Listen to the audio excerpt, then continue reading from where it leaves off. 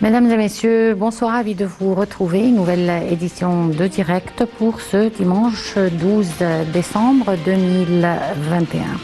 L'édition d'aujourd'hui sera essentiellement consacrée à la relation entre l'Égypte et le Liban et à l'importance qu'accorde l'Égypte pour soutenir le Liban pour sortir de sa crise. Mais on va commencer par une nouvelle concernant le président Abdel Fattah al-Sisi qui a souligné aujourd'hui la nécessité de déployer le maximum d'efforts pour préserver la sécurité du continent africain et pour réaliser les aspirations de ces peuples. Le président s'exprimait par vidéoconférence devant les chefs des services de sécurité et de renseignement africains lors de la séance inaugurale de la 17e conférence du comité des services de renseignement et de la sécurité en Afrique, la CISSA, tenue au Caire. Dans son allocution, le président al-Sisi a salué les délégations participantes à la conférence et a indiqué que la présidence de l'Égypte du comité vise à poursuivre l'action en faveur de l'intégration sécuritaire et à renforcer les capacités des pays africains face aux défis menaçant le continent.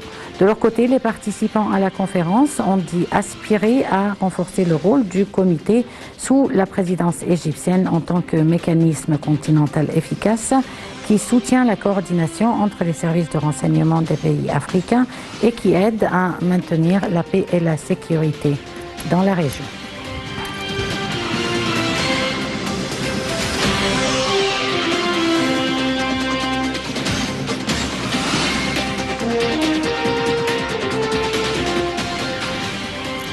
Et nous allons à présent passer aux principales activités présidentielles durant une semaine.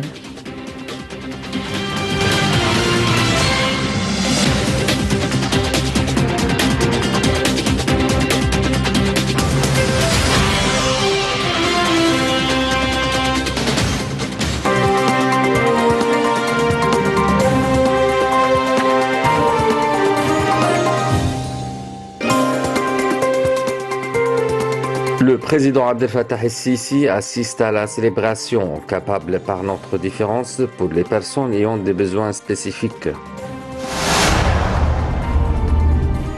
Le président el-Sisi suit les efforts nationaux visant à substituer les importations et accroître la dépendance du produit local pour répondre aux besoins de production au profit de l'industrie nationale.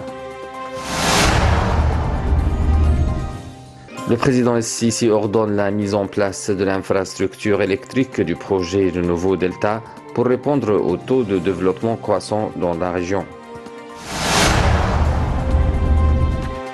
Le chef de l'État affirme le plein soutien de l'Égypte à la mission du nouveau secrétaire général de l'Organisation de la coopération islamique, vu les grands défis auxquels le monde islamique est confronté.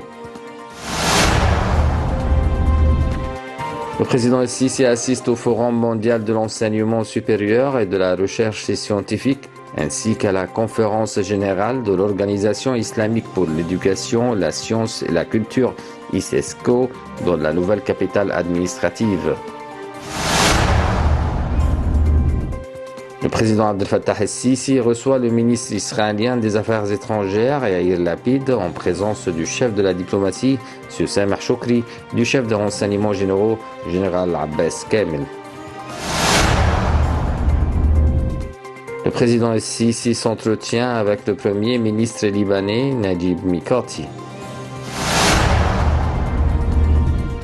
Le président el-Sisi exprime sur sa page Facebook sa gratitude à la chancelière allemande Angela Merkel, lui souhaitant bonne santé et bonheur dans sa nouvelle vie.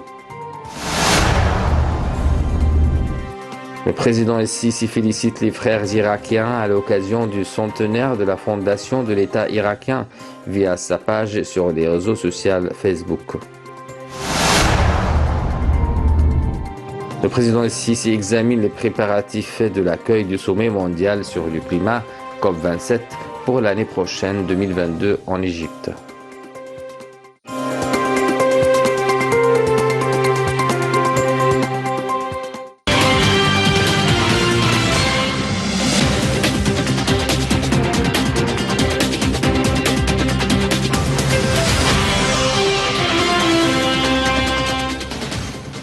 C'était donc les principales activités présidentielles durant la semaine écoulée. À présent, on va passer à nos reportages. Le président Abdel Fattah el-Sisi et le premier ministre libanais Najib Mikati ont discuté jeudi au Caire des derniers développements politiques au Liban, des moyens de promouvoir les relations bilatérales et des questions régionales les plus importantes. Un reportage.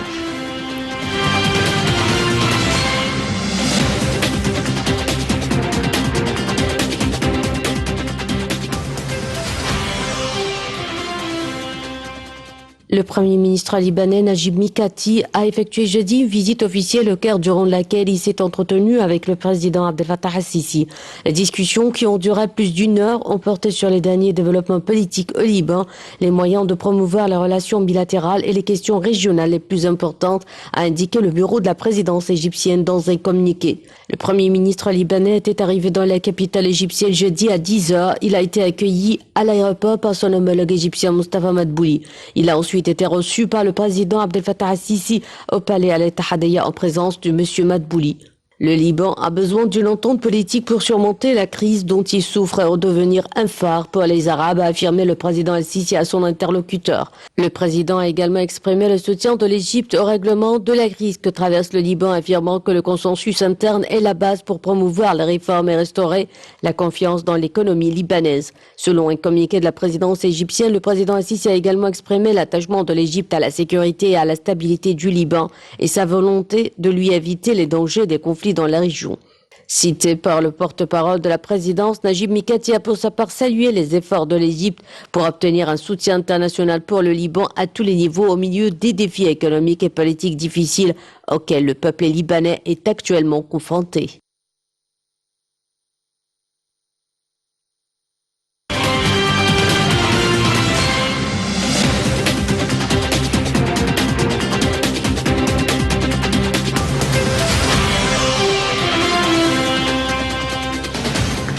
Et pour parler plus de cet entretien entre le Premier ministre libanais et le président Abdel Fattah el-Sisi, nous avons en ligne l'ambassadeur Wafé Bassim, ancien vice-ministre des Affaires étrangères. Bonsoir. Bonsoir. Alors, Votre Excellence, parlez-nous tout d'abord de la qualité des relations qu'entretient l'Égypte avec le Liban. Je dirais que les relations égypto-libanaises sont de très anciennes relations. Ce sont des relations qui montent à l'aube de l'histoire même de l'Antiquité égyptienne et de l'Antiquité phénicienne. Mais elle a continué tout au long des siècles, que ce soit sur le plan culturel, que ce soit sur le plan commercial, des relations maritimes, et puis finalement avec dans l'histoire contemporaine la création de l'État libanais. L'Égypte a eu de très bonnes relations depuis la déclaration de l'État libanais. Disons à la moitié du siècle dernier, et son indépendance, et depuis lors, ces relations n'ont jamais cessé. L'Égypte était aux côtés du Liban dans tout moment, que ce soit une crise ou des moments de joie, de bonheur, de célébration, que ce soit sur le plan culturel. N'oublions pas les grands écrivains libanais qui ont résidé en Égypte, les films, le cinéma, la musique, la chanson, tout ce qui représente ce que nous appelons le soft power, la force douce, non militaire, la force douce. Tout cela a existé, et maintenant, finalement, ces jours-ci, alors que nos frères libanais passent par des moments très importants, très critiques sur le plan politique, sur le plan économique, financier. L'Égypte est toujours là. Quand il y avait le problème ou la crise du Covid-19, l'Égypte a tendu sa main avec les remèdes pour cette pandémie. Elle continue à tendre la main en envoyant tout ce qu'il faut à nos frères libanais, que ce soit pour la nourriture, que ce soit pour les équipements. Finalement, avec le grand drame des explosions qui ont eu lieu au port de Beyrouth, l'Égypte était la première à tendre la main pour expédier le nécessaire de gaz qui aiderait à recouvrir le courant électrique dont Beyrouth avait besoin et dont le Liban a toujours besoin. D'ailleurs, toutes ces relations économiques, cette ligne de gaz, cette fourniture d'électricité, avec aussi la coopération dans le domaine de l'alimentation, dans le domaine des produits d'agriculture,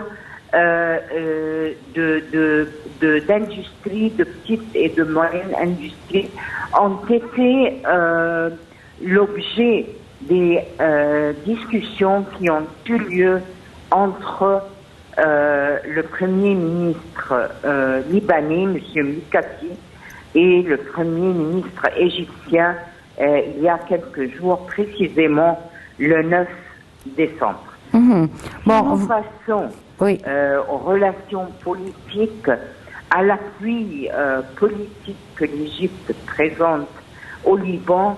Nous devons nous concentrer sur le contenu de la rencontre entre Son Excellence le président Sisi et Son Excellence le Premier ministre libanais.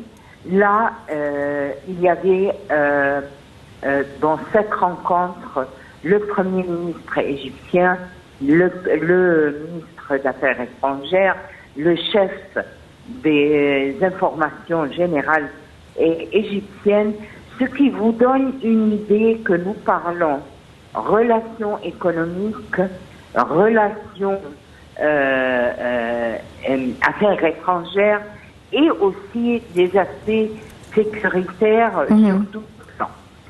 Le président a exprimé la volonté de l'Égypte et sa position inchangeable d'appuyer le peuple libanais pour acquérir son stabilité et sa stabilité et le bien-être du peuple libanais par la stabilité d'un gouvernement et de tout l'État, l'importance de l'union et de l'unité nationale du Liban et l'unité de toutes les factions et finalement l'appui économique que l'Égypte donne à ses frères libanais et les instructions du président égyptien au gouvernement égyptien de faire ou de présenter tout effort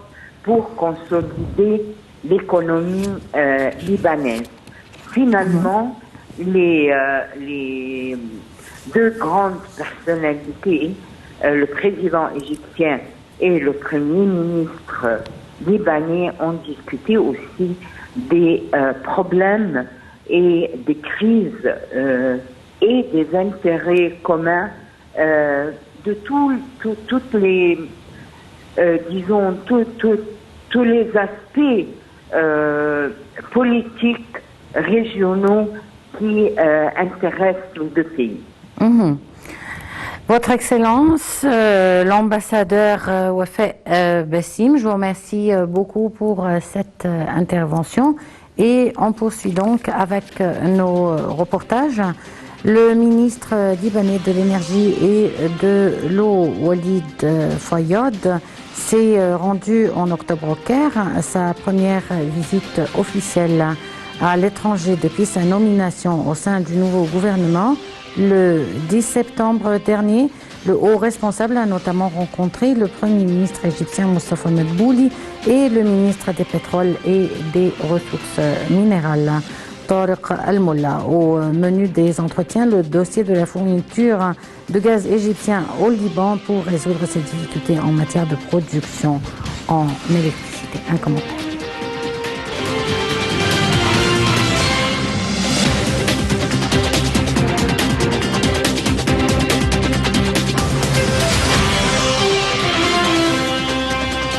Le Premier ministre Mostafa Madbouli a affirmé que le président Abdel Fattah al-Sisi avait toujours recommandé d'accorder tout le soutien possible au Liban, notamment au vu de la période délicate qu'il traverse. Lors d'un entretien mardi 5 octobre avec le ministre libanais de l'énergie, Walid Fayad, au sujet de l'acheminement de gaz égyptien au Liban, qui subit de sévères pénuries d'électricité. Il s'agit de la première visite officielle à l'étranger de M. Fayad depuis sa nomination au sein du nouveau gouvernement le 10 septembre dernier. Au cours de la réunion, en présence du ministre du Pétrole et des Ressources minières Tariq Al-Molla et de l'ambassadeur du Liban au Caire, Ali Halabi, M. Madbouli a souhaité la réussite du nouveau gouvernement de Najib Mikati formé le 10 septembre dernier. Il a assuré que les directives du président al-Sisi avaient toujours été d'offrir tout le soutien possible au Liban, pays frère, notamment au vu de la période délicate qu'il traverse. De son côté, M. Fayad a salué le rôle central de l'Égypte au Moyen-Orient et ses efforts pour soutenir le Liban.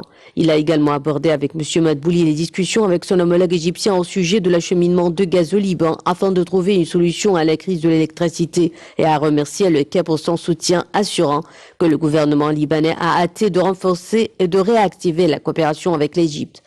Pour tenter de pallier les déficiences en matière de production de courant dues notamment au manque de liquidité nécessaire pour approvisionner les centrales en carburant, le Liban travaille sur un projet d'importation de gaz égyptien et d'électricité jordanienne via la Syrie avec tous les pays concernés dans le cadre d'une initiative américaine. C'est dans cette perspective que le ministre Fayad a effectué au Caire son premier voyage à l'étranger depuis sa prise de fonction, accompagné du directeur général d'électricité du Liban, de la directrice générale du pétrole au ministère de l'énergie et de l'eau et d'experts dans le domaine de l'énergie. Walid Fayad s'est réuni une dernière fois avec Tariq Al-Molla. Les deux hommes ont tenu une conférence de presse conjointe au cours de laquelle le premier a mis en avant l'appui international visant à aider le Liban à résoudre ses difficultés en matière de production en électricité, tandis que le second a assuré que les procédures nécessaires pour permettre à l'Égypte d'envoyer du gaz vers le pays du Cèdre seraient finalisées dans les prochaines semaines. Cette accélération des contacts sur les importations énergétiques vers le Liban a lieu alors que le directeur général d'électricité du Liban avait annoncé une nouvelle panne générale de courant sur tout le territoire libanais et que le réseau risque de s'effondrer à tout moment. Cette panne est intervenue 2 jours après l'arrêt de la production d'électricité fournie par 2 centrales flottantes louées à Car Powership, la filiale de l'opérateur turc Karadnis Holding, une production qui assurait près du quart des capacités totales pouvant être mobilisées par l'EDL, autour de 1800 MW selon l'organisme public.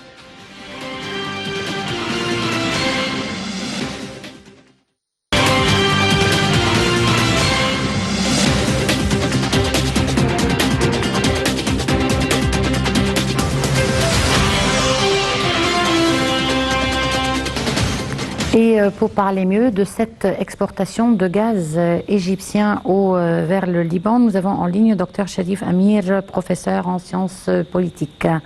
Bonsoir docteur. Oui, bonsoir. Je vous entends pas bien. Ah, est-ce que là vous m'entendez mieux? Oui, oui. D'accord. Alors parlez-nous d'abord, docteur, s'il vous plaît, des derniers développements sur la scène politique au Liban. C'est très compliqué, malheureusement. C'est compliqué et on ne voit pas vraiment une issue à l'horizon. Le Premier ministre Najib Mikati est vraiment dans une situation très délicate. On voit la crise financière, la crise économique, qui à mon avis est un peu bizarre parce que le Liban est un pays riche quand même, avec plusieurs ressources. Il y a beaucoup des hommes dans les finances d'origine libanaise partout dans le monde qui peuvent aider le pays. Sauf que je crois qu'il y a un handicap sectaire, un handicap géopolitique qui gère la situation et qui a rendu le pays en état d'handicap. Et là, on est en face d'une situation historique, c'est-à-dire le pays est sur le point d'effondrement. Alors, il s'ajoute à cela la rupture des relations diplomatiques entre le Liban et les pays du Golfe, que heureusement, on croit qu'avec la visite du Premier ministre libanais en Égypte, ça peut changer et il y aura la restauration des relations diplomatiques. Mais la question qui se pose, la souveraineté économique de ce pays, la souveraineté politique et sécuritaire de ce pays, comment elle va être dans les mois à venir. On sait que le Liban est pris en otage par le Hezbollah, par un agenda iranien, comme ils l'ont fait en Irak et en Syrie. Ils veulent faire la même chose au Liban. Et c'est inadmissible. Parce que le Liban est un pays arabe et le Liban veut absolument être un partenaire fiable dans la région. Alors ce qu'on voit maintenant, c'est une situation qui rend le pays fragile de plus en plus. Du nord du Liban jusqu'à le sud, on voit les routes coupées, on voit les banques ruinées, on voit la population qui veut vivre mais ne trouve pas vraiment une situation claire. On ne sait pas les hommes politiques là-bas comment ils vont gérer le lendemain. Alors c'est très critique. Et c'est là le rôle des grands pays de la région, comme l'Arabie Saoudite, l'Égypte, bien sûr, les Émirats. Ça peut changer quelque chose. On espère. Bon, docteur Cherif Amir, dites-nous quelles sont les raisons essentielles à la base de la crise entre le Liban et les pays du Golfe. On sait tous que il y avait le ministre de l'information là-bas, c'était le fameux présentateur, M. Georges Corda. Oui, Georges Corda. Voilà, c'est un entretien qui, lui, il dit que ça fait depuis longtemps, où il a fait un critique minimum sur la guerre du Yémen envers l'Arabie Saoudite. Alors, je crois que la façon dont les choses ont été présentées ont vraiment été un peu exagérées, parce que lui-même, il a expliqué à plusieurs reprises son bonne intention, mais je crois que cette crise n'était pas vraiment, n'avait pas vraiment cette base très solide pour qu'il y aura une rupture diplomatique, mais c'était au moins la situation, comment dire, c'est une situation où a mis l'Arabie Saoudite elle-même dans une... Il n'y avait pas d'autre choix. Il n'y avait pas d'autre choix. Et quelle était la réaction du gouvernement libanais? Ça, c'est encore beaucoup plus compliqué. C'est ça, la situation est paradoxale, parce que normalement, il devait présenter sa démission, mais en même temps, le gouvernement libanais ne veut pas montrer que la souveraineté du pays est gérée de l'extérieur, alors que lui, il a une faction politique de son côté, et qui est une faction très solide aussi sur la scène politique libanaise. Alors personne ne pouvait lui dire ou le contraindre à démissionner. C'est ça que je vous explique. Donc, très compliqué là-bas. Donc on en est toujours au point mort avec cette crise. Bon, pour revenir à l'exportation maintenant du gaz envers le Liban, du gaz égyptien envers le Liban, où en est-on? Je crois que la rencontre, la visite du Premier ministre et sa rencontre du Premier ministre Najib Mikati au Caire et sa rencontre avec le président Sisi, je crois que heureusement qu'il n'y avait pas beaucoup de fuites sur le contenu. parce que je crois que le secret est très important dans ce genre de dialogue actuellement. Parce qu'on est en face d'un, je ne veux pas dire un ennemi, mais devant l'Iran qui veut ruiner vraiment l'unité arabe. Et ça, c'est très important de garder le secret sur cette question. Sauf que je suis certain que l'Égypte va travailler sur ce dossier très rapidement, parce qu'on a vu le Hezbollah, au moment de la crise financière, qui dit, écoutez, on va appeler les Iraniens, nos amis et nos frères iraniens, comme ils le disent, pour venir avec les cargos, avec l'énergie, avec bien sûr les cargos, il n'y aura pas uniquement le pétrole et l'essence, mais il y aura d'autres choses. Je veux dire par ça des arsenals d'armes. Alors ça sera encore plus compliqué, voire des combattants aussi, peut-être étrangers. Alors c'est une ingérence camouflée qu'on ne peut pas accepter. Alors il a bien fait le Premier ministre d'arriver au Caire et de demander l'aide. Parce que nous, on ne fait pas l'ingérence. C'est-à-dire la politique égyptienne, on ne peut pas s'imposer. Comme on a fait en Libye, on ne peut pas s'imposer sur la Libye. On n'impose jamais. Mais si nos frères nous demandent l'aide, on ne va pas aussi tarder. Alors je crois que sa demande maintenant est légitime. On peut aider le peuple libanais, on peut aider l'État libanais à ne pas vraiment attendre les cargos iraniens. Et parce que qui contrôle un pays par l'énergie, il contrôle tout le pays. Ça c'est clair. Alors le moment, ça sera la seule source. Et moi, en tant qu'expert du géopolitique, moi je disais souvent, il ne faut pas permettre aux Iraniens de contrôler les sources d'énergie au Liban. Parce que sinon, ça sera le Liban sous le contrôle et ça sera en otage toujours pour l'Iran. Alors, il faut que les pays arabes bougent rapidement, et l'Égypte a bien fait. Il faut qu'on bouge rapidement, qu'on les aide, avant que les Iraniennes se présentent et contrôlent toutes les cellules du pays, parce que l'énergie, c'est le nerf essentiel d'un pays. C'est l'électricité, c'est l'essence, ça peut rendre les prix flamber ou garder un équilibre de l'économie. Ça peut tout changer. Alors là, c'est très bien qu'on a fait. Il faut que le gaz soit fourni à ce pays, ainsi que l'électricité, et qu'on coupe la route aux Iraniens. Docteur Cherif Ami, je vous remercie beaucoup pour cette intervention. Une petite pause et on se retrouve tout de suite après.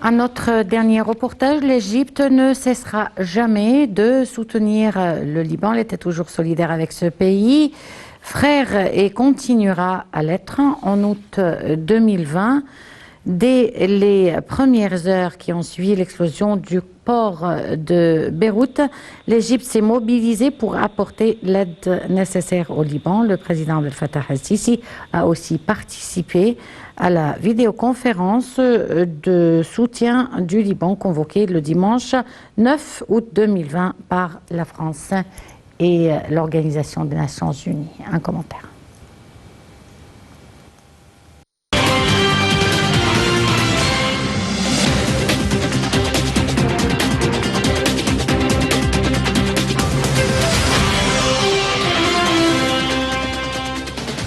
L'Égypte a participé à une conférence convoquée le dimanche 9 août 2020 par la France et l'ONU pour réunir les principaux donateurs et organismes internationaux pour coordonner au mieux la reconstruction du Liban suite à l'explosion du port de Beyrouth. Des États-Unis à la France, en passant par la Chine, la Russie et l'Égypte, les donateurs internationaux ont débloqué 250 millions d'euros lors d'une visioconférence de soutien au Liban. L'énorme déflagration dans un entrepôt du port de la capitale libanaise a fait au moins 158 morts, 6 000 blessés, des dizaines de disparus et des centaines de milliers de sans-abri. Lors de son intervention au cours de la visioconférence, le président Abdel Fattah al-Sisi a annoncé ouvrir un hôpital de campagne dans la capitale libanaise. Il a exhorté le peuple libanais à faire preuve d'unité et à se tenir éloigné des conflits régionaux après les énormes explosions qui se sont récemment produites à Beyrouth. Au cours de la conférence, le président al-Sisi a appelé le peuple libanais à concentrer ses efforts sur le renforcement des institutions nationales libanaises. Il a également exhorté les responsables libanais à répondre aux aspirations du peuple, notamment en mettant en place des réformes économiques inévitables qui ne peuvent plus être reportées. Il a par ailleurs souligné que l'Égypte s'était toujours montrée solidaire du Liban et n'avait cessé de l'aider pendant la crise. Dès les premières heures qui ont suivi l'explosion du port de Beyrouth, l'Égypte s'est mobilisée pour apporter l'aide nécessaire au Liban. Ainsi, un hôpital de campagne égyptien a ouvert ses portes dans la capitale libanaise pour présenter des soins à des centaines de blessés. L'ambassadeur d'Égypte au Liban, Yasser Aloui, s'est rendu sur le lieu de la catastrophe. Il a également rendu visite à l'hôpital universitaire Rafik Hariri pour présenter une tonne et demie d'aide médicale, fils chirurgicaux, produits anesthésiants, gants, masques et médicaments. Le président Abdel Fattah al-Sisi avait donné ses instructions pour créer un pont aérien entre le Caire et Beyrouth pour présenter des aides humanitaires aux pays frères. L'ambassadeur a déclaré qu'un avion arrive toutes les 48 heures à Beyrouth et le volume total des aides s'élève à 210 tonnes. Il y a des produits alimentaires, de la farine et des produits de secours. Des contributions ont été envoyées entre autres par le Croissant Rouge égyptien, la Banque de la Nourriture et certaines associations philanthropes égyptiennes. En plus du pont aérien, un navire chargé d'aide présenté par l'Union des industries a été envoyé à Beyrouth. Il s'agit de vivres, d'aluminium et de marbre afin de contribuer aux efforts de reconstruction. De plus, une vingtaine de médecins et de chirurgiens égyptiens sont arrivés à Beyrouth pour contribuer au secours des blessés. L'Égypte s'est dit par ailleurs disposée à contribuer à la reconstruction du port de Beyrouth et à présenter l'expertise égyptienne à cet effet.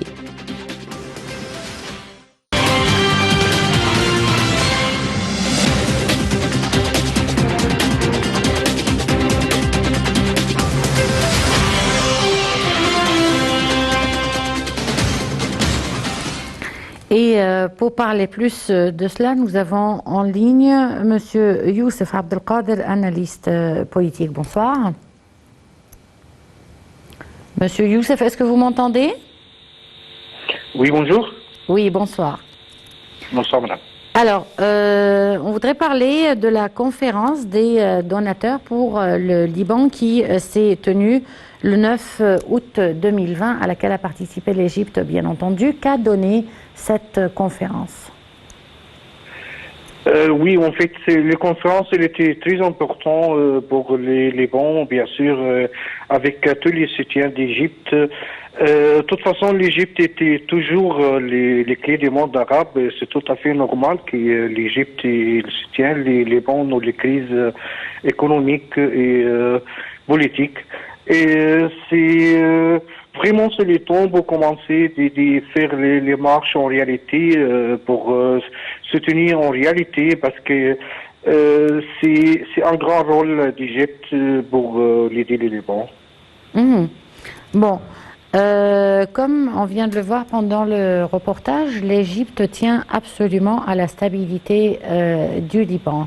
Quels sont les efforts qui ont été déployés dans ce sens?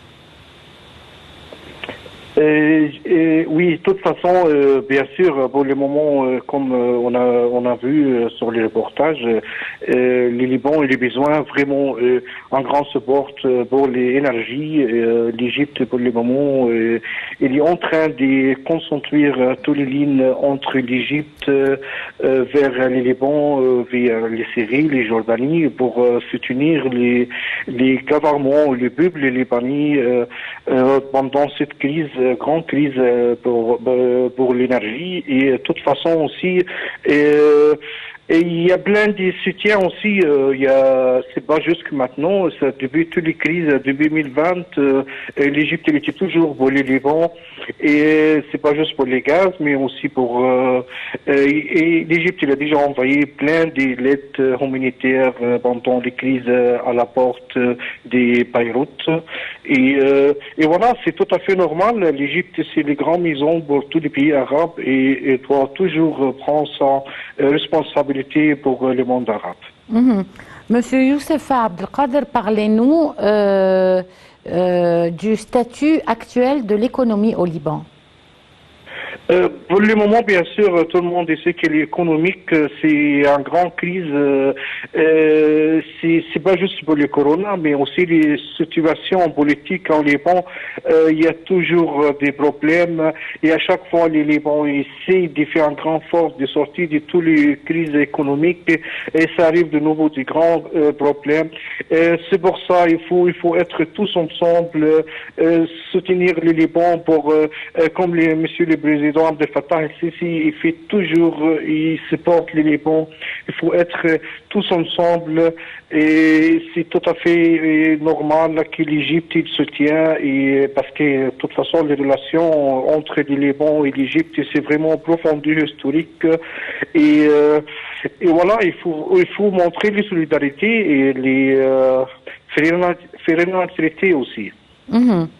Monsieur Youssef Abdelkader, vous êtes analyste politique et je vous remercie beaucoup pour cette intervention. Une petite pause et on se retrouve tout de suite après.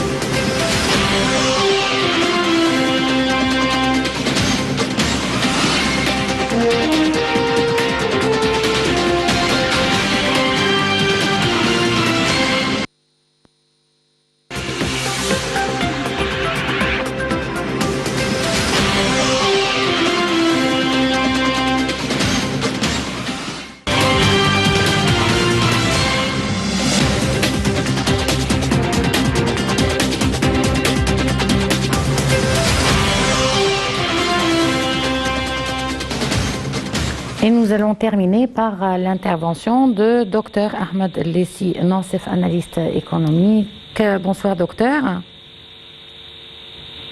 Docteur Ahmed El-Lessi, est-ce que vous m'entendez? Oui, je vous entends maintenant. Oui, bonsoir docteur. Bonsoir à vous. Alors, on voudrait parler de la situation économique actuelle au Liban et si cette situation est proche de parvenir à une certaine amélioration. Est-ce qu'il y a des espoirs à l'horizon? Écoutez, il y a toujours des possibilités ou on doit toujours rester très optimiste, mais on doit bien comprendre qu'est-ce qui est en train de se passer au Liban. La pire des choses qui peut se passer, et on veut éviter que on reprend la guerre civile qu'on avait au Liban qui a duré presque, si je ne me trompe pas, pour presque 20 ans. Et elle est finie avec une démolition. Oui. Docteur Ahmed El-Lessi, vous êtes là? Docteur Ahmed El-Lessi, est-ce que vous m'entendez? Aujourd'hui oui. est utilisé comme un terrain de guerre par proxy entre plusieurs forces régionales. Et là que le bras de fer qui se passe entre les forces régionales doit s'arrêter parce que vraiment le plus grand perdant Donc ça reste le Liban et le peuple libanais. Il y a eu l'état de l'économie libanaise aujourd'hui, c'est un cas absolument lamentable. Les gens ne peuvent plus reprendre leur monnaie qu'ils ont déposée dans les banques. Ça fait une perte complète de confiance dans les banques. Et même le Banque mondiale a refusé de soutenir les Liban pour une raison qui est très simple, que le Banque mondial peut toujours soutenir les pays quand il voit un plan économique raisonnable, pas nécessairement que super, mais quelque chose, un plan. Parce que malheureusement, nos confrères au Liban n'ont pas pu présenter un plan logique au Banque mondial. Donc là, le Banque mondial ne vont plus aider le Liban. Et donc entre les deux, je pense que le pays passe avec une période très très sombre. Et là que la solution vraiment, parce que ce qui est en train de se passer, c'est vraiment une deuxième fois, c'est le résultat du bras de fer entre les différentes forces régionales. Oui. Dès que ça va s'arrêter, je pense que l'économie libanaise peut toujours reprendre son état normal ou reproche son état normal. Mais si ça va continuer, je pense que on va partir dans la mauvaise direction. La pression sociale et politique qui va aboutir à cause de cette pression économique énorme est un très grand risque d'être un étincelle pour lancer une guerre civile une deuxième fois. Je pense que l'Égypte, avec le président Sisi, nous sommes en train de jouer un rôle de médiation, un rôle de sensibilisation avec les différents côtés de l'équation. Mais ça reste la volonté du peuple libanais, ça reste que les Libanais doivent avoir un seul côté, parce que si la moitié des Libanais et chaque moitié est d'un côté, et ces deux côtés sont une deuxième fois pratiquement en guerre, mais ils sont en train d'utiliser les sectes libanais comme des pions, ça c'est un risque énorme. Et ce qui va payer le prix, et ça va être un prix très très cher, ce sont les Libanais et c'est l'État libanais, malheureusement. Bon, docteur Ahmed El-Lessi, vous êtes analyste économique et je vous remercie beaucoup pour cette intervention. Je vous remercie aussi de nous avoir suivis. On se retrouve donc demain à la même heure avec une nouvelle édition de Direct et un nouveau collègue. Au revoir.